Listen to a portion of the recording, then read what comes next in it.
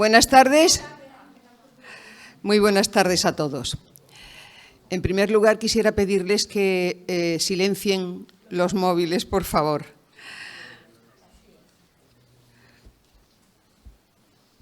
Pues sean bienvenidos y el Ateneo de la Bahía os convoca una tarde más a compartir sus actos. Y una vez más, nuestra idea es ofrecer a sus socios y amigos una programación de calidad. Como siempre, agradecemos a la Unión Deportiva, en la persona de su director, su presidente, nuestro amigo Manolo, y, por supuesto, a Ubago, que es nuestro patrocinador. Hoy contamos con un linense que aúna su categoría intelectual, su fuerza académica, con las nuevas corrientes culturales. Es doctor en Teoría de la Literatura y de las Artes y Literatura Comparada por la Universidad de Granada, además de otros títulos. Aunque yo no voy a hablarles de él, yo no soy la que va a ofrecerles su biografía, sino Juan José Trujillo, que tengo aquí a mi izquierda. Y es de nuestro compañero Juanjo del que voy a hablar. Pero no crean que es fácil su presentación, ya lo ven. De entrada, cuando le pedí una biografía, que es lo que suele hacerse para poder hablar del invitado o del ponente, me encuentro con un currículo de más de 26 páginas. Como pueden imaginarse, eso es imposible de exponer, porque su gran bagaje profesional me obligaría a leer todos sus méritos como si fuera un listín telefónico. Le pedí que me enviara algo más personal para empezar, aunque luego les hablara a ustedes de sus estudios y logros profesionales. Pero ya conocen a Juanjo, y si no lo conocen, ya les digo yo que es uno de los hombres más especiales y originales que conozco. Cuando le expuse mi necesidad de tener algo que mostrase su personalidad, me contestó lo siguiente: mi abuela era espiritista. Y añadió: eso ha influido mucho en mí, porque yo asistía desde pequeño a sus sesiones de espiritismo en las casas encantadas de la línea, y así fomentaba yo mi creatividad. Hablando con él, tratando de que me aportara detalles de su vida, me dice, entre otras cosas, que fue alumno durante un semestre de Umberto Eco en la Universidad de Bolonia. Eso me pareció estupendo. Pero es que a renglón seguido añade: por cierto, tengo tatuado en la nalga la cita de Hölderlin: el trabajo es la tarea del esclavo en el mundo. Cuando no me dijo la nalga, me dijo otra cosa, claro. Bueno, y hubo una época de su vida en la que renunció a trabajar en publicidad, diseño o editorial para dedicarse, según dice, al benemérito cuerpo de los celadores, especializándose en auxiliar de autopsias. No me negarán que Juanjo es un hombre curioso, insólito y sensible. Es inagotable su conversación y sorprendente. Igual estamos hablando de arte como de la burguesía catalana, de la CNT o del BOUM. De allí nos trasladamos al soviet, a los zares, al anarquismo o a la vulgaridad que invade a esta sociedad en la que se encumbra a los mediocres y se olvida a los excelsos. Juan José da para mucho. No hay duda de que las sesiones espiritistas de su abuela calaron en su mente volcánica. Es sorprendente. Al final me dice: es que no tengo arreglo. Bueno, pues les voy a leer sucintamente, aunque a él le gustaría que supieran toda su gran valía profesional, que es mucha, los méritos de Juanjo. Es creador de la mítica revista de cómics Tubo Escape y uno de los socios fundadores de la primera cooperativa de diseño en Andalucía, la seminal Servicios de Ideas. Dirección creativa y expográfica de más de 10 equipamientos públicos, director de arte en congresos internacionales, intervenciones en toda Andalucía para poner en valor el patrimonio natural y etnográfico, exposiciones itinerantes y temporales. Es un gran diseñador y dentro del diseño editorial y como director técnico y creativo ha intervenido en infinidad de proyectos que, como digo, sería prolijo enumerar. Actualmente es el director creativo de Oxygene Communications y responsable de la publicación mensual O2, dedicada al turismo de la naturaleza, el medio ambiente y el patrimonio. Una verdadera obra de arte del diseño. Así que les dejo con este hombre fuera de serie que hará la presentación del doctor Juan Carlos Fernández Serrato. Muchas gracias.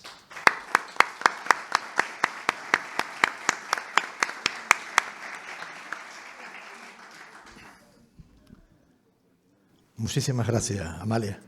Eres mi mejor enemigo. Yo, antes que nada, quiero disculparme con los exmiembros, excompañeros del Ateneo, por profanar su templo, por estar yo aquí, por invadir su territorio, por hablar detrás de esta mesa donde se han celebrado ceremonias tan importantes. Yo ahora llego aquí y me pongo, pero todo es por culpa de mi amigo Carlos, que me pidió insistentemente que lo presentara. Dicho esto, yo quiero, antes que nada, pedir un aplauso para don Jesús, que es la única persona fuera del Ateneo, sin pertenecer al Ateneo, que más trabaja por el Ateneo. Entonces, un fuerte aplauso.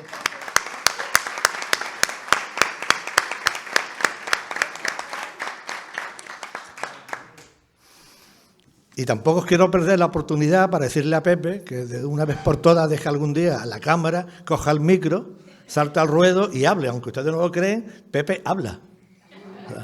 Y habla mejor que incluso que tira fotografías. Entonces, Pepe, te agradeceríamos que un día nos hablara. Sí. Y tampoco quiero, antes que nada, agradecerle al Ateneo el detalle de hacer este evento. Yo recuerdo con tristeza cómo pasó desapercibido un logro, quizá el más importante que ha conseguido un paisano nuestro, cuando consiguió en el 2015 el Premio Internacional Gerardo Diego, por su trabajo, por un ensayo que hizo titulado La mirada de Orfeo, sobre el poeta también Genaro Tallens, ¿no? Y aquí nadie se enteró. Es más, ningún medio de comunicación informó, y eso que yo estuve asistiendo a todo, llevándoles la noticia, pero no daban importancia al tema.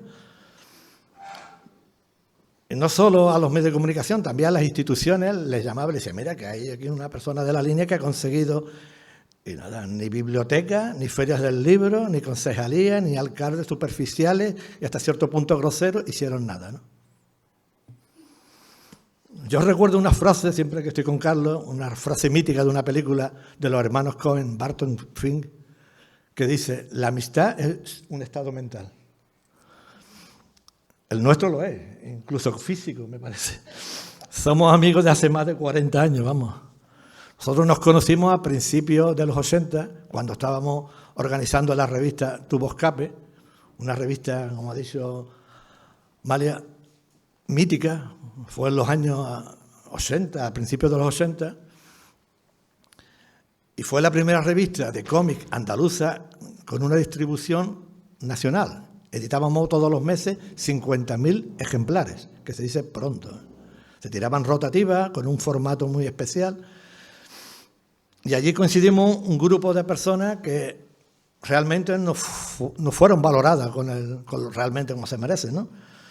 Y Carlos fue un elemento importantísimo en este proyecto porque no solo era guionista, sino que también escribía reportajes de música, todavía sus reportajes míticos de Japan, cuando absolutamente nadie conocía aquí. Incluso también, las secciones de crítica literaria, crítica de películas, crítica de cómics, ¿no?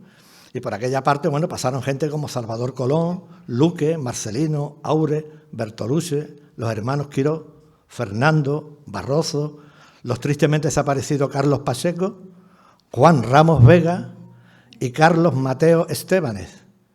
Estos dos últimos han sido muy poco reconocidos para el verdadero valor artístico que tenían como dibujantes de cómics. Es otra demostración más del bajo nivel cultural que hay por esta zona y el desinterés por un patrimonio que estamos perdiendo y por una época que, de cierta manera, brilló. Y si tú me lo permites, yo voy a compartir con todos los asistentes una serie de momentos íntimos que hemos tenido a lo largo del espacio-tiempo, ¿no? Uno de estos momentos fue en mayo de 1983. Autopista Valencia-Barcelona. viajábamos en la furgoneta de Ramón, el responsable comercial de la empresa que financiaba la revista Multicómic.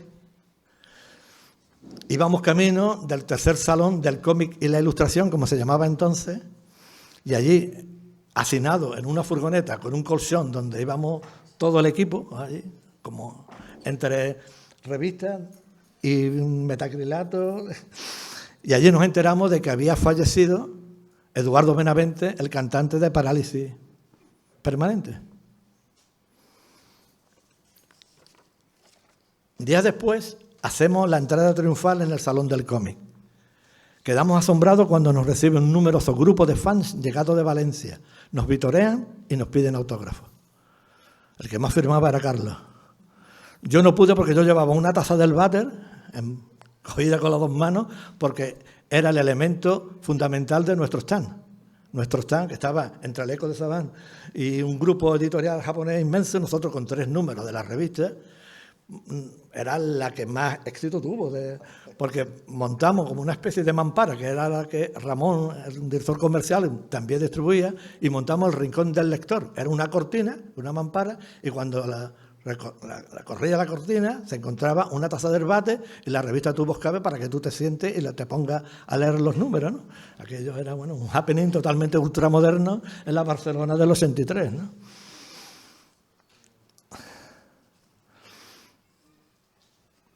Otro momento interesante es cuando estábamos subiendo a las escaleras de la editorial Norma Editorial. Negociamos con el todopoderoso Rafael Martínez la adquisición de los originales del dibujante uruguayo Alberto Brexia. O sea, quien entienda de cómics sabe la hazaña que esto significa. Una revista de la línea de la Concepción contratando cómics de uno de los autores más relevantes del cómic, ¿no? De aquella época y de todas las épocas. Luego nos recibió el educado y ultrapijo Joan Navarro, que era el director de la revista Cairo, que también era del grupo de Norma Editorial, con la línea clara. Y según Luque I el Sabio, es la segunda revista mejor de la historia del cómic en España. Yo no les quiero preguntar cuál es la primera, porque me vaya así que no sea Tu Voz Cabe, ¿no? Porque caras teníamos de sobra, vamos, era lo que más nos movía. También visitamos Barcelona, los estudios de ilustradores, de guionistas, recorrimos prácticamente diferentes partes de España en busca de gente que venía del mundo del fanzine. Y bueno, estuvimos en casa de figuras tan importantes actualmente como Das Pastoras o como Garcés, ¿no?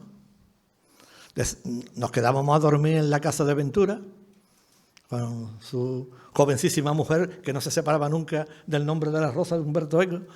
Y desayunábamos con Nieto, en la otra parte de Ventura y Nieto, ¿no? Que es el dúo más proteico del cómic. Y luego cantábamos. Nosotros nos íbamos a conciertos, y yo recuerdo un concierto de Aviador Dro y sus obreros especializados. Íbamos nosotros vestidos en plan Blade Runner con gabardinas largas que nos llegaban a los pies y cantábamos aquello de nucleares, sí, por supuesto, y la televisión es nutritiva. O sea, éramos gente que ya desde tiempo ya llevábamos el virus. Aquí está Aníbal, que es uno de los responsables que estemos infectados del virus de la música, junto con la FM gibraltareña. Nosotros llegábamos a Barcelona y teníamos más información que mucha gente que estaban en Barcelona. Porque nosotros escuchamos de primera mano no solo los Beatles, sino los Econ de Bunnyman o los Joy Division.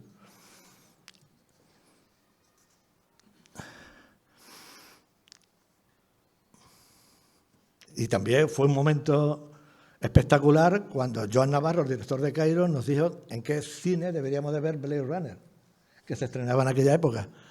Y cuando salimos de ver Blade Runner en Barcelona, la entrada no se veía absolutamente nada de lo que guardaba detrás, y cuando salimos por la parte trasera del cine nos encontramos de frente con la Sagrada Familia de Gaudí.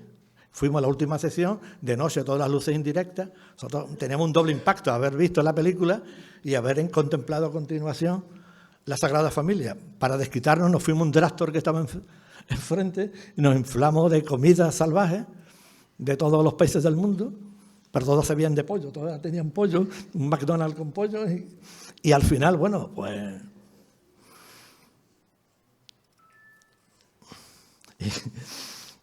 Otro recuerdo de aquella época es cuando estábamos organizando el primer salón del cómic, aquí en La Línea. Mientras tomábamos una cerveza en el añorado Bar Jamaica, no sé si os acordáis dónde estaba. Carlos se partía de risa con las barbaridades que contaba Only You. Only You era el director creativo de la revista El Víbora, o sea, el referente más importante del underground en España. Yo recuerdo que cuando organizamos aquí la jornada, Paco, el conserje que había en aquella época en la Casa de la Cultura, me dice un día: Juanjo, tenemos un problema. Digo, ¿qué ocurre? Dice que tenemos ahí un pordiosero, se ha subido en la antesala del salón de actos y allí está dormido en el sofá. Digo, pues vamos a decirle a este hombre que se marche, ¿no? Y cuando llego digo, no te preocupes, este es el conferenciante, ¿no? Era Only You, que tenía un colocón inmenso y había llegado en ese estado precario. Esa eran la gente del Víbora. Por aquella época nosotros conseguimos traer y que pasearan por todas las calles de La Línea gente como Nazario, Jiménez, Víctor Mora, Ambrós, Aspiri y por supuesto nuestros amigos Ventura y Nieto. Yo cuando estaba ya en la escuela Massana, tiempos después, en la cola, mostraba los ejemplares de cuadernos de Elm Street y así Roy Temer. Dos publicaciones, Mutante y De Culto, donde Carlos, junto con Miguel Guerrero, editaron una revista tan radical como necesaria, ¿no? Una revista que prácticamente poca gente conoce. Llamo una publicación mutante porque cada número tenía un soporte y una presentación totalmente diferente. Pero para un pueblo, una aldea, ¿no?, como Palestina de la Concepción, pues sí, Palestina de la Concepción. ¿O cómo es? No me acuerdo. Uno de los últimos recuerdos de hace un poco más de un año, y quizás el más triste, es cuando fuimos Carlos, Rosario y yo a visitar a Miguel Guerrero en los últimos días de su vida. Otro inmenso escritor de nada 11.300 y que es una vergüenza que todavía no tenga el reconocimiento que se tiene.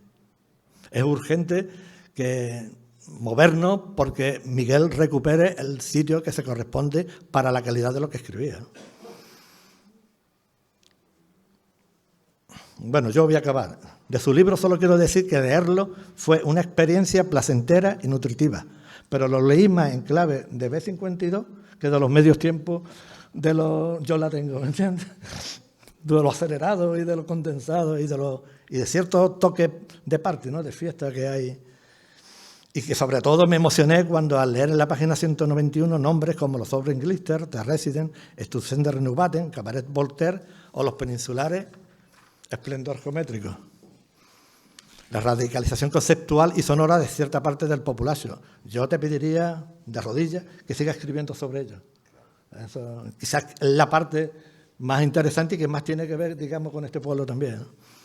En fin, en todas las vidas que apenas vivimos, tiene uno la suerte de tener un brother, doctor en teoría de literatura y literatura comparada por la Universidad de Granada, ensayista, poeta, crítico literario y profesor de Teoría de la Comunicación y de la Información de la Universidad de Sevilla. Trotskista irremediable. Sigue siendo, ¿no? Totalmente, ya es inevitable. Y colaborador del suplemento literario Los Diablos Azules de Infolibre. Casi nada. En fin, a veces las presentaciones, al igual que los prólogos, se convierten en un ejercicio vampírico no exento de altas dosis de narcisismo. Incluso a veces, en el más laudatorio se esconde un agujero negro con la intención de robar la luz de la estrella que brilla. Espero que este no sea el caso, evidentemente. Me callo. Y un comentario final, un tanto críptico, pero igual alguna gente captará. El gato negro con cola de serpiente sigue vivo. En menos de un año tendréis noticias de él. Señoras y señores, con ustedes, Carlos Serrato.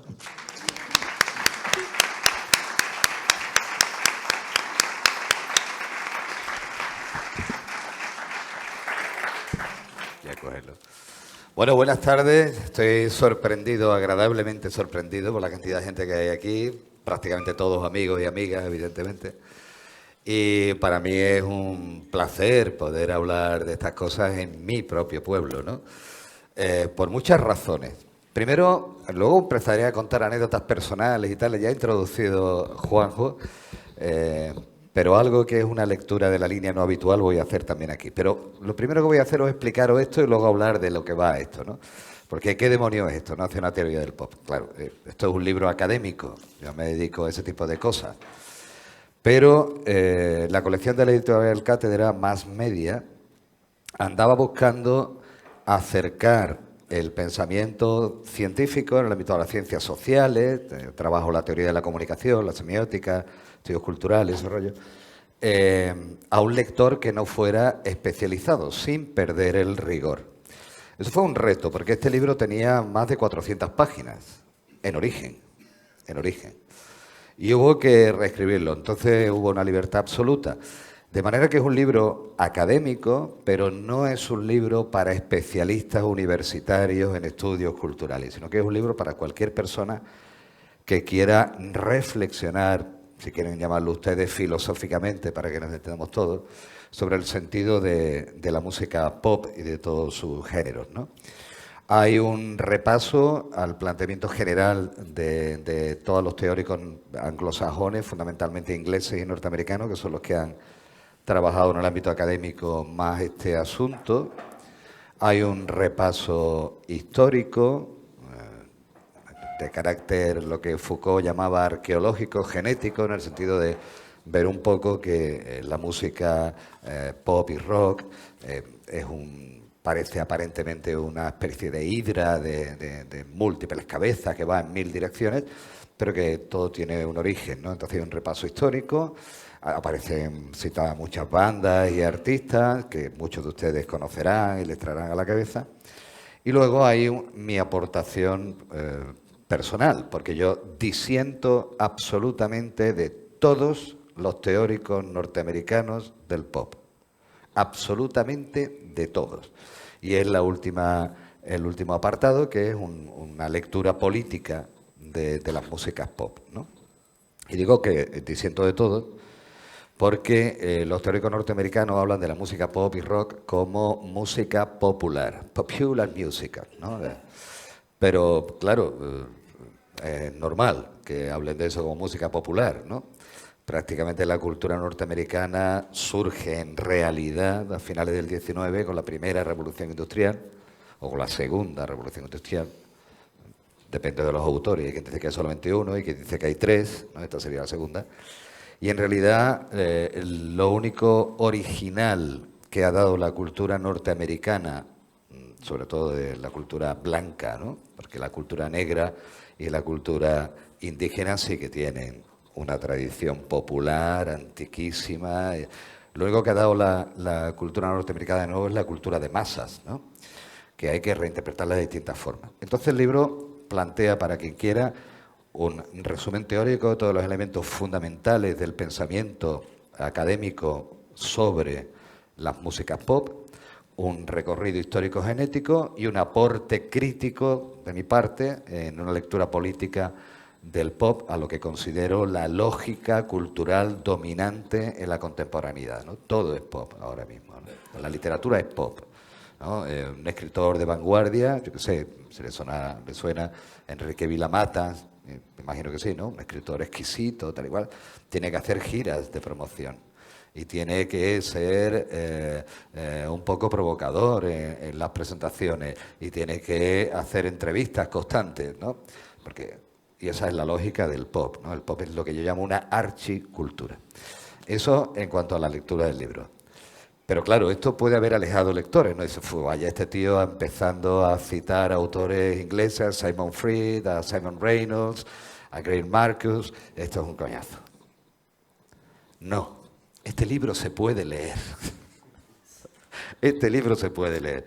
Ese fue el reto de la dirección que dirige Pilar Carrera, una compañera catedrática de la Carlos III de Madrid, y de Raúl Bravo, el editor de Cátedra, hacer un enfoque serio, profundo, pero escrito de manera que cualquier lector mínimamente culto pueda entenderlo y pueda reflexionar acerca del tema que se le propone, ¿no? Así que el libro, de verdad os lo digo, en serio, se puede leer. Eso ha sido uno de los graves problemas del conocimiento académico universitario. Escribimos para nosotros y es algo completamente absurdo, ¿no? Estamos obligados a ello por el sistema, en fin, de las evaluaciones de la Agencia Nacional de Evaluación de Calidad, los artículos, los no sé qué, no sé cuánto, tal y cual. Te metes en un círculo en el que realmente el conocimiento que podamos aportar no llega nunca a la calle. Así que esta colección pretendía eso y ese salto del conocimiento académico al conocimiento general, y creo que lo está consiguiendo. Hay grandes trabajos publicados en esta colección y yo espero publicar tres más, si no en esta, en otras, ¿no? Eso para venderos el libro, ¿vale? El libro lo podéis leer. Y ahora voy a hacer alguna anécdota y empezaré a desgranar un poquillo los elementos fundamentales sobre lo que basa mi planteamiento teórico sobre el pop. La primera es este pueblo, la línea, esta ciudad, ¿no? Villanarco, leí el otro día en el periódico El Mundo, en una entrevista con una persona que trabajaba aquí en las fuerzas o que había trabajado en las fuerzas de seguridad, y realmente me cabreó mucho, ¿no? Yo suelo hablar del mundo como el inmundo, ¿no? Pero, en fin, es una cuestión política, ¿no? Hay un monotema de considerar que la línea y sus circunstancias de tráfico de droga como si fuera la única ciudad donde se trafica con droga, como si probablemente el núcleo poblacional más grande de venta de drogas no esté en Madrid, en el barrio de Madrid, que eso sí es Villanarco. Y entonces, claro, a mí me cabrea. Pero me cabrea, a todos nosotros nos pueden cabrear por muchas razones, ¿no? Porque da una visión equívoca y una visión degradante, una visión estigmatizante de la línea, pero a cada uno por alguna cosa. Y a mí en particular porque, yo no sé si ustedes lo saben, pero en la línea, como mínimo, desde que yo he estudiado de principios del siglo XX, hay siempre un núcleo de vanguardia intelectual y estética, siempre, sin cese. Durante los primeros, los años 20, ¿no? Cruz Herrera, Bacariza, todos los pintores y tal, durante el periodo republicano, durante la guerra, hubo aquí movimientos intelectuales muy fuertes, ¿no? Gente de la CNT, Ángel María de Lera, que estuvo por aquí y tal. Durante la guerra civil también hubo aquí digamos que un movimiento intelectual en la posguerra raro de encontrar fuera de aquí, ¿no? Y ya en los tiempos donde yo crecí con Juanjo, escuchando ya nuestras músicas y tal y cual, que aunque habíamos oído músicas anteriores, ¿no? Bueno, la música de los 60, el rock progresivo, aquel que se llamó sinfónico y tal, nosotros volvimos a nacer en 1977, cuando Sex Pistols publican God Save the Queen, aquel single, ¿no? Claro, éramos más punky que nadie. Yo recuerdo que en el 80 fui a estudiar a Sevilla, a estudiar la carrera de filología, y bueno, pues yo iba vestido como ahora, es decir, pelo corto, llevaba un pantalón vaquero negro y una camisa negra, ¿no? Y entro en mi facultad y claro, empezamos a hablar con la gente, todo el mundo con el pelo largo, las barbas y eso, ¿no? ¿Qué estás escuchando? No, estoy escuchando a los Clash, a los Sex Pistols, a los Jam, tal. ¿Eso qué es? ¿No? Punkis y ese tipo de cosas. Ah, tú eres un nazi. Yo tenía el carnet de la Liga Comunista Revolucionaria, sí, yo era trotskista. Esta gente escuchaba a Paco Ibáñez, a Serrat y esas cosas, ¿no? Y a Víctor Jara, que está muy bien, ¿no? Y a Aute y esas cosas, ¿no? Pero ¿por qué escuchaba yo eso? Porque aquí había un fermento, siempre lo ha habido un fermento de cultura de vanguardia, y tuvo escapes, una muestra, y este señor de aquí, Carlos Pacheco, nuestro queridísimo y añorado Carlos Pacheco, el mejor dibujante de cómic de los últimos 30 años en el ámbito del cómic norteamericano de superhéroes, ¿no? Que también estamos aquí. Aquí había un fermento intelectual impresionante, ¿no? Si repasáis películas británicas que hablen de finales de los 70, primero, yo sé, el último, hace poco vi This is England, ¿no? Sobre el origen del movimiento skinhead en Inglaterra. Veréis que en el bar, El Conejo, un bar que era un bar de tapas, donde iba la gente mayor y tal y cual, pero por la noche, después de la cena, Pepe empezaba a poner música y aquello era increíble, ¿no? O sea, nosotros teníamos aquí una formación musical que no tenían en Sevilla ni locos, ¿no? Pero ni locos, era una cosa alucinante. Y aquí había ese fermento, ese contacto con lo último que se hacía en el cómic norteamericano, con lo último que se hacía en la música rock y pop inglesa y norteamericana, con las tradiciones más de vanguardia. Aquí escuchábamos a Cabaret Voltaire o a Throbbing Gristle, que no sonará de nada quizá, pero son los primeros grupos de lo que se llamó el ruidismo, ¿no? O sea, la vanguardia de la música culta hecha en el ámbito de los canales de la música pop, ¿no? De la música de consumo, digamos, ¿no? Entonces, todo eso nosotros lo escuchábamos aquí, escuchábamos el programa de John Peel de la BBC y leíamos autores de vanguardia. Y claro, aquí había gente como Juanjo, como Luque, como Miguel Guerrero, más gente, pero son mis 3 amigos más queridos, que estaban haciendo cosas, o Aurelio Blanco, con Destrozamitos, que estaban haciendo cosas que no se hacían en Sevilla, por ejemplo, pero incluso ni siquiera en Madrid, ¿no? Es decir, aquí había un fermento de música de vanguardia muy fuerte, de arte de vanguardia, de literatura de vanguardia. Nosotros leíamos cosas que luego se ponen de moda, ¿no? Recuerdo la lectura de Thomas Bernhard, un escritor austríaco, que nos introdujo Miguel Guerrero. Hicimos una revista, así Reutamer, con Juanjo, y se dedicó un número a Bernhard, ¿no? Y se quedaron tan flipados por ahí gente como Javier María, su Vicente Molina Foix, que eran los grandes popes, y el otro día estaba hablando yo con la sobrina de Javier María, que la conocí, y digo, coño, yo tengo artículos inéditos de tu tío y se los mandé, ¿no? Publicaron gratis, absolutamente gratis, sus artículos en una revista que se hacía en un pueblo que estaba en el fin del mundo. No, la línea hay una tradición cultural de vanguardia, crítica, igual que hay una tradición política también de vanguardia, muy importante, muy importante. Y de ahí sale esto. Es decir, esto es simplemente una historia de mi vida en secreto. Él ha hablado de Japan, un grupo de lo que se llamó en la época de New Romantics, pero no tenían nada que ver, era mucho más interesante y más inteligente. Es verdad, la primera crítica que yo publiqué, la primera reflexión crítica fue sobre el disco de Japan, Teen Drum, y lo publiqué en Tubo Escape. Pero lo que no ha dicho Juanjo es que el disco era suyo. O sea, que yo conocí a Japan porque me lo puso él, ¿no? Pero estoy leyendo en Sevilla hace nada a un filósofo británico, Mark Fisher, de mi generación, desgraciadamente se pegó un tiro. Estoy leyendo un libro que les recomiendo, se llama Realismo Capitalista, y empiezo a leer un artículo que se llama Ghost, Fantasma, y hace una interpretación política de esa canción, de ese disco, de ese grupo, Japan. Digo, joder, en la misma época, él en Londres y yo en la línea, que se supone que no es nada, que es un pueblo que no importa a nadie, estábamos oyendo lo mismo, estábamos escribiendo sobre lo mismo, estábamos siendo movidos, conmovidos, interrogados por lo mismo. Y escribíamos a la vez sobre eso, y no había conexión ninguna, ¿no? Bien, eso tiene que ver precisamente con el hecho de que el pop es una cultura universal, aunque su origen sea anglosajón, ya no lo es, ¿no?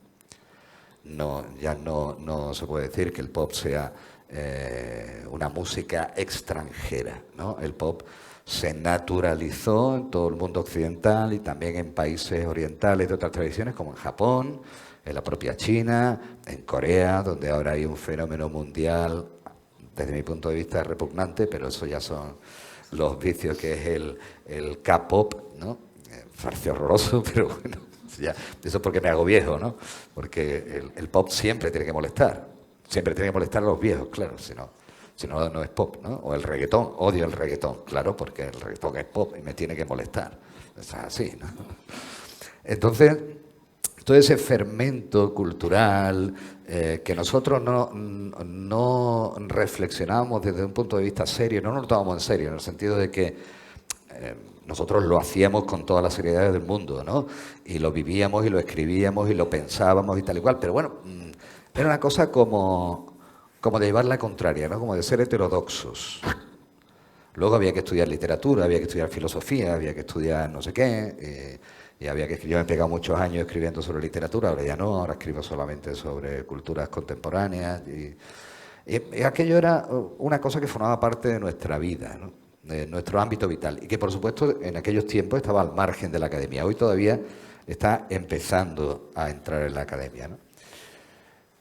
Entonces, en un momento determinado, empecé a publicar algunos artículos científicos sobre algunos fenómenos de la música pop, sobre el punk fundamentalmente, tal, y siempre tenía la idea de escribir este libro. Lo escribí, ya digo, 400 páginas, y luego me lo hicieron poner más cortito. De manera que en el libro observarán ustedes que hay una parte teórica muy seria al principio, legible, pero luego hay una parte interpretativa que es muy provocativa. Como son pocas páginas, algo que podría haber argumentado en muchísimas páginas, no lo argumento, sino que provoco con alguna barbaridad que digo sobre algo, ¿no? Algún adjetivo cínico o insultante o algo así, para provocar un poco el debate, ¿no? Pero esto es pensarme a mí mismo. O sea, esto es pensar mi propia vida. Esto es como una autobiografía en clave. ¿Por qué están esos grupos citados y no otros, ¿no? Porque significaron mucho para mí. Construyeron mi manera de entender el mundo, ¿vale? Entonces, el pop es un fenómeno muy complejo. Yo he traído aquí algunos vídeos, normales, lo vais a conocer todos, pero para explicar ahora que no estoy hablando de pop como algo separado de rock, o como algo separado de techno, o como algo separado de hip hop, o como algo separado de country, o como algo separado de la leyenda del tiempo de Camarón. No. Pop es un modo de producción cultural y engloba todo eso. Pop es los Beatles, ¿no? Esto que todo el mundo sabe, ¿qué es pop? Pues eso es todo esto, ¿no? Una música blandita, pero energética, sensible, sencilla, juvenil, alegre, guapa, porque son guapos los que cantan, ¿no? Eso es lo que pensamos sobre pop. Pero también es pop lo siguiente.